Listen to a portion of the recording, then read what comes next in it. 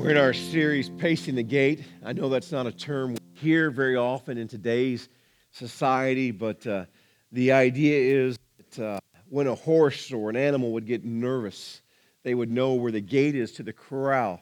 And you'd see them pacing back and forth, kind of wondering what's going to happen, or they wanted to get out and get to do something. So, I'm writing this series with two other men, and, they're talking more about worry and anxiety. And don't get me wrong, there is elements of worry and anxiety clearly in this series, but I'd rather focus on the fact that are we willing to wait on God? Does He know best? Kind of like the horse in the gate. Do we trust the caregiver that He set those pen boundaries to keep us safe, that He brings us food, that He defends us from those coyotes, from those wolves we hear in the distance that can get us nervous, if you will, and cause us to pace the gate. As a part-time sheriff's deputy, I've been in and out of jail several times, but there was one time I went to a jail that I was pretty scared. Don't get me wrong, when you go to DC, especially when we go in the back doors and all those metal doors and you hear them shut behind you, and it's not like I can have a key to get out. There's magnetic locks and there's bolt locks that go on, but it's scary. But I think back to the first church that I was the senior pastor of. It was in Kansas City, and there was a young lady that had came with her grandmother to our church. And we had invested in her. We had spent time with her. In fact, she even moved into an apartment parents had in their basement. She had got a job and was working on getting her life straightened out. And then a warrant came down for her arrest. She knew that she had done some things. She knew that there was issues in her life. And when that warrant came down, she had to turn herself in, and she went to jail, and there would be a hearing. And that hearing was actually held in the jail. She had called me and asked if I would come up, and I took my associate pastor, and we went up there for this hearing that was inside of the jail. Now, you come to the front of the jail, and it looks like a jail, right? There's a brick building. There's the yard with wire fencing. There's that razor, that Constantino wire on top. You know that you're about to enter a place that they didn't want someone coming into or getting out of that wasn't supposed to be there. So we go through these nice glass doors, and then after you're through the nice glass doors, through the nice entrance, we had to go through a set of metal doors to get into this courtroom. Now, the courtroom was nice. It wasn't just concrete and brick walls or cinder block walls. Nice carpet. It had some woodwork. The place where the judge was and everything was nice. But as we were inside, something happened. The power went out. Now, when the power goes out, they need to make sure that the prisoners do not leave. So those magnetic locks go thud, and then all of a sudden you start hearing bolts slam as well. Now, I was not a deputy at that time. It wouldn't matter. I'll bet if I was still in that situation today, I'll admit that I was a little worried. Because I'm thinking, I did nothing wrong. What if they can't get the power back on? How long am I going to be stuck in this place, right? Just the fear of jail.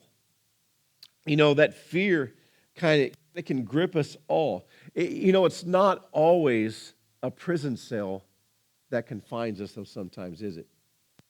Sometimes we're confined because we are fighting a disease. Carla went through this recently. I went through it several years ago. When you go through stem cell transplants or bone marrow transplants, they don't want you to leave the hospital. That's not a good feeling. In fact, they tell you, we want you to exercise, but you can only walk in this area. You can only walk on these floors or walk to this door and turn around and come back. And as someone who, I'm in here of my own free will, you're supposed to be healing me, right? It's hard to take that confinement. It's hard to take those restrictions. It's not always a prison that confines us, that keeps us from doing whatever we want. Pacing the gate, wanting to bust out, getting nervous that we want to make things happen. We want to take things in our own hands instead of trusting in God, trusting His boundaries, trusting His provision, trusting that He knows what's best, and in the right time, He'll bring it about. Paul and Silas find themselves trapped in prison in something not of their own doing, something of false charges. In Acts chapter 16, we hear about the story. Paul and Silas start sharing the good news, the gospel of Jesus Christ in Philippi. And as they're sharing the gospel, this young woman who was demon-possessed started following them around. Let's pick that up in verse 17. It says, she followed Paul and us, crying out, these men are servants of the Most High God, who proclaim to you the way of salvation. And she kept doing this for many days. Paul, having become greatly annoyed, turned and said to the spirit, I command you in the name of Jesus Christ to come out of her. And it came out of her that very hour. I like how this translation puts it. It says that Paul was annoyed. Right? We get annoyed. We get annoyed by our spouse, by our kids. Right? We get annoyed by that stupid driver in the left-hand lane that isn't driving faster than the speed limit. Right?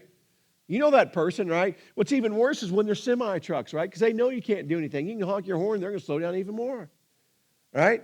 You just want to get out. I saw on TV commercials, right? They could shoot these little laser beams and it would stop the truck. I don't know. There ought to be something to do, right?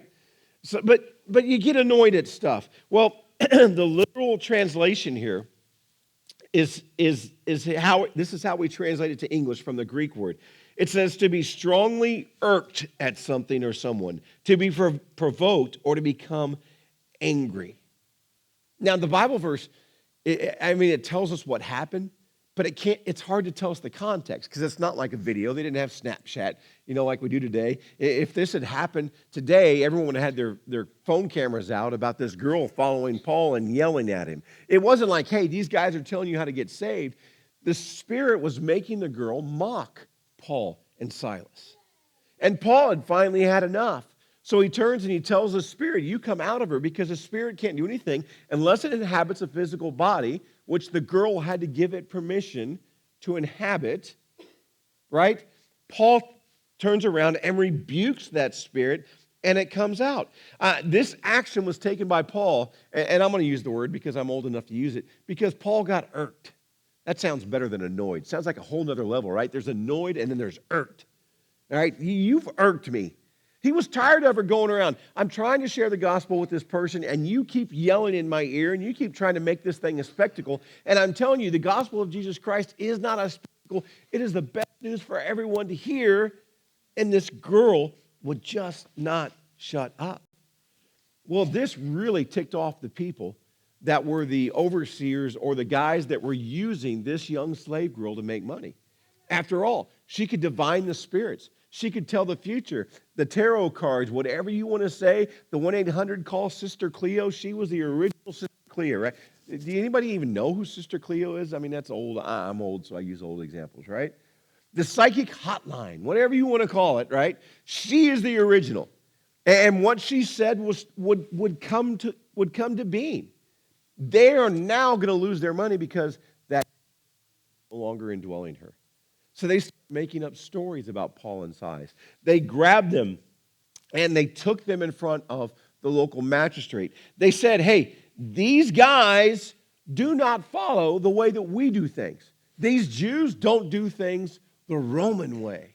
We need to teach them a lesson. The rest of these stupid Jews rise up and take over our Roman Empire, and our whole city turns into chaos, right? So in verse 23, it says, and when they had inflicted them with many blows upon them, they threw them into prison, ordering the jailer to keep them safely. Having received this order, he put them into the inner prison and fastened their feet in stocks. Now, I told you the story about me going into prison there, actually in Lawrence, Kansas. Nice little looking facility. Yes, it had razor wire and stuff. But prisons back then aren't like the prisons we think of today, right? Even in my lifetime, prisons have taken on different meanings. Now, I was a kid. When you were in prison, there wasn't TV except in one room in the jails. There wasn't all of this food selections that you get to choose from like it's a smorgasbord, right? You were in prison. You got a cot, you got a blanket, you got a pillow, that's it. But now all these prisoners have rights, right? Things have got to be clean and neat. And Well, I am a vegetarian, so you've got to make me special food. Or I've got a religious requirement. You've got to make me special food. Guys, in this prison, in this day, there was none of that nonsense. It was probably a stone or an earthen built structure. Guys, there's no plumbing. There's no fans for ventilation. So you're just talking about earth floor, maybe a stone floor, and walls. So if you've ever been in the desert, you know during the day it is extremely hot. What happens at night? Extremely cold, right? All of a sudden that sand is not reflecting that stuff and everything becomes cold. When it says that they took these Paul and Silas and took them to the inner part of the prison, think about this. The very center, no sunlight, right? All of the smells, there's no chance of any kind of barred windows to let that smell go out from where they were. And add to that, we're not only going to put them in the center of the prison, so if they're going to try and escape, they have to get through all these other levels. The guard put them in stocks and put them in chains. There's no chance. There is no hope. This, guys, is the reward that Paul and Silas get for sharing the good news of the gospel. Not invited into my home for a nice potluck meal. Not come on home and meet the kids and meet the family. Instead, they are thrown into the center, the worst part of the prison, and they are bound. That's where we read the verse that's on your bulletin. It says in verse 25, about midnight, Paul and Silas were praying and singing hymns to God, and the prisoners were listening too. Now, praying, I get that, right? Which one of us hasn't found ourselves in a situation where we didn't pray, right? Especially if I'm thrown into prison and it's not my fault, right? We're going to pray. We're going to go before God, and our prayer is probably going to sound something like this. God, you know that I was just sharing the gospel like you wanted me to. You had brought us to Philippi. You had sent us on this mission. We were sharing the gospel. Sure, maybe I got a little mad at this girl as she kept yelling, but you told us to set the captive free, and that's what I did. I told that evil spirit to come out of her, and here we are in this prison, this stinky, filthy prison. We are bound in our hands and our feet. How long, oh God, will evil prevail? Right? Isn't that how we're going to pray? I mean, we are just going to pour our hearts out to God that He has got to intervene now. But guys, I don't think that's what Paul and Silas were doing. See, I wonder sometimes if we have taken the gospel of Jesus Christ and we have turned it into the good news about how He's going to make my life better. Notice it says they were praying and they were singing hymns. I want to talk about hymns a little bit. I like singing. I like backing up the girls up here when they're doing stuff. I enjoy it, like the harmonies. I think when we go to heaven, we're not going to be praising God in the same tone. I don't know how many parts there'll be. All of you that can't carry a tune in a bucket, when we get to heaven, everyone else is going to drown you out, just like in church. It'll be all right. All right? It is going to be great. I like singing. But when we think about singing, there's all sorts of songs, right? There's happy birthday songs. And even in church, there's different songs. We have praise songs, we have worship songs that are more soft and quiet, right? And the music comes down and we focus more on God. But what is a hymn? And when I say hymn, some of you think Death Dirge, right? Because in our churches, a lot of churches play the hymns from the hymnals and it's real slow, right? And real methodical. And you can still hear that organ in some of these music, right? Amazing grace, right? Instead of getting after it like you're in New Orleans, right? A hymn literally is a song of joy and praise to the Lord. That's what they're doing. They are singing songs and praises to God. They're not singing about, oh, please come deliver me, God. Please be this. They are saying how great He is, how He provides for them. They're even thanking Him for the opportunity to suffer for the sake of the gospel. Where do I get that? Well, not only from this passage, but I get it from other passages. Let's look at them together. James chapter 1. We just did a series on James. Let's remind ourselves of this verse. James 1. Consider it pure joy, my brothers and sisters, whenever you face trials of many kinds, because you know the testing of your faith produces perseverance. Let perseverance finish its work in you so that you may be mature, complete, not lacking in anything. So suffering, they expected it. And James is even encouraging the early church to hold on. It's worth it. Romans 5, 3 and 4. Not only so, but we also glory in our sufferings, because we know that suffering produces perseverance, perseverance, character, character, hope. It's important. Notice Philippians 1:29, for it has been granted to you on behalf of Christ, not only to believe in him, but also to suffer for him.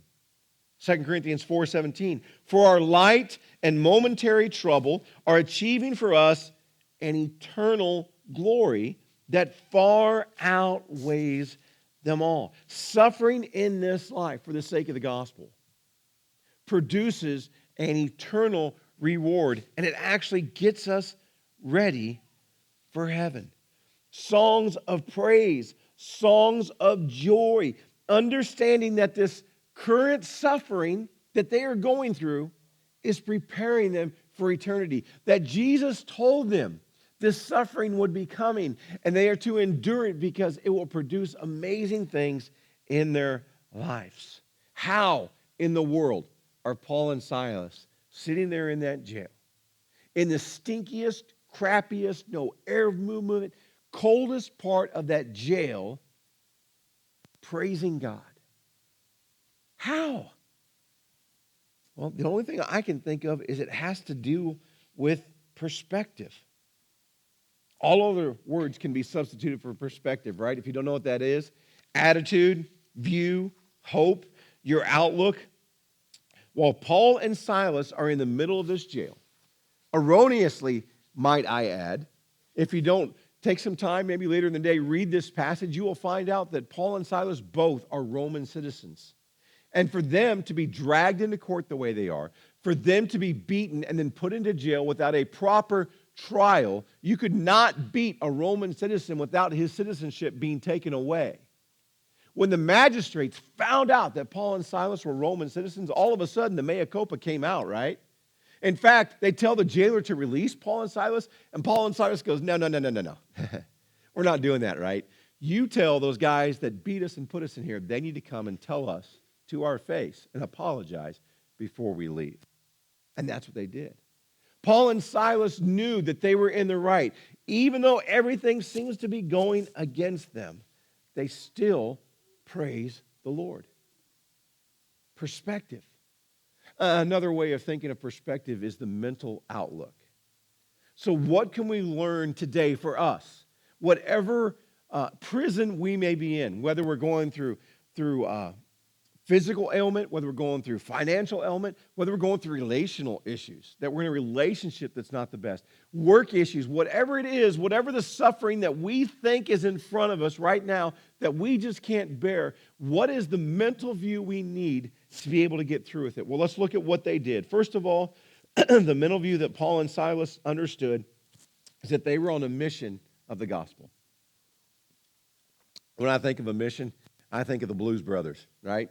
The old movie, right? We're on a mission from God to save the penguins, all right, to save the orphans. Paul and Silas were on a mission from God to share the gospel. They understood that part of sharing the gospel is they were going to be persecuted, not just by the Jews who had rejected Jesus, but by those pagans that had other gods that didn't want to accept the fact that the other gods they were worshiping were the wrong gods, right? No one wants to be told they're wrong. Menfolk, we're used to it, right? We get told by our wives we're wrong all the time. Women, on the other hand, you're going to tell them they're wrong. Not really in for it, right? There is a reason that Garmin's Voice and Alexa and all those others are women. You ever thought about that? Because they always think they're right. Second thing, Mental. Some of you never thought about that. Now you're thinking about it, aren't you? Pastor's got a point. There you go. Hey, the second thing, the second mental view. Suffering, guys, get this. Get this. Suffering is to be expected. Suffering is meant to be expected. The jail starts to shake. The stocks are broken free. The doors are thrown open. And only after however long it was, a few minutes, maybe an hour of Paul and Silas singing and praying, and all of these inmates hearing that, it had a profound effect, not just on Paul and Silas, but all of these jailmates, because when the jailer comes in to see if everyone's escaped and see if he is going to lose his life, not only are Paul and Silas still in the middle of the jail, they say, we, in other words, everyone is all still here. Because Paul and Silas understood suffering would come, because they were prepared for it, because they stayed focused on their mission for God, because they were in the right place at the right time, and they didn't balk at it, they didn't change their attitude. It changed many, many lives. They were in the exact place God wanted them to be, even in the suffering. Man, that changes some of our mental attitudes about the sufferings we're going through. If God knows where we are and He has a purpose, we just haven't seen that purpose just yet. Third thing to keep in mind when we're stuck in this suffering, whether we put ourselves there or whether we're there erroneously, is God promises that it will be worth it. If Paul and Silas had not been in that jail, the gospel of Jesus Christ would not have been preached to those prisoners who needed the most, to that jailer, and when you read the passage, and his household. Because they were faithful through suffering, it made a huge difference in the Roman Empire. You know, when we're suffering, when we've had a physical ailment, the way that we get back to health, they had this fancy word for putting us through torture, don't they? What's it called? Therapy. Therapy doesn't sound as bad as I'm going to take your knee and twist it a way that you didn't think it could go. I'm going to take your arm or your back and contort it and get those muscles and those ligaments and everything else that has been dormant or hasn't been functioning correctly. We are going to make it now function correct. If you have a good physical therapist, they are going to take you to the point of tears almost, right? And they keep telling you, it will be worth it, it will be worth it, it will be worth it. And you're going, there's no way it can be worth it. I'm hurting too much. I want to stop. Again, it's of my own free will. I'm going to get out of here. But therapy is the process by which those dead ligaments, those dead muscles, that hurting joints, whatever it is, are restored back to full health. Guys, everyone that is on the planet Earth today, every human being needs therapy. Because we have been inflicted with the ultimate of diseases called sin. And the process of getting made whole again, the process of being made right with God, the process of being in that proper relationship, guys, that's going to matter for eternity, that therapy that we need to go through, even though Jesus paid the price on Calvary. Guys, we aren't going through pain because of our sin. That sin's been paid for. We are going through pain because our sinful bodies and our sinful minds and our sinful attitudes have to be transformed back into the mind Christ showed us. And getting rid of that dead person, getting rid of those ligaments and those muscles that haven't been formed right, that is painful. That causes suffering. We need to endure that pain. God does not bring suffering into our life. He does not bring pain into our life just to watch us squirm. He always has a plan. When we find ourselves trapped, maybe it's something we did to ourselves, maybe it's something that was thrown upon us, how are we going to respond? We can become angry. We can become bitter. We can quit. We can say, I don't deserve this. We can even put blame on someone else, right? Or we can grab that mental attitude that Paul and Silas had. We can realize that we're on mission for God. Guys, that first one only works on if you've checked your life and you made sure that you're on your mission that God has you on. We can understand, just like therapy, I'm going to have to go through some suffering to get to the point I want to be at. And thirdly, we need to understand that God will make everything work out according to his plan if we wait and if we trust him. There's no need to be pacing that gate. There's no need to be anxious. We can lie down in the green pastures. We can wait until he takes us out of the corral and leads us beside still waters because he is a God that can be trusted. The question for us is, will we? Will we trust him? Will we understand the suffering that he allows in our life has a purpose? Father, this morning, as we looked at the story of Paul and Silas, men that were put in the worst of the worst conditions, not just spiritually, not just because of just sharing the gospel they shouldn't have been there, but because of their status in the Roman Empire, they shouldn't have been treated that way.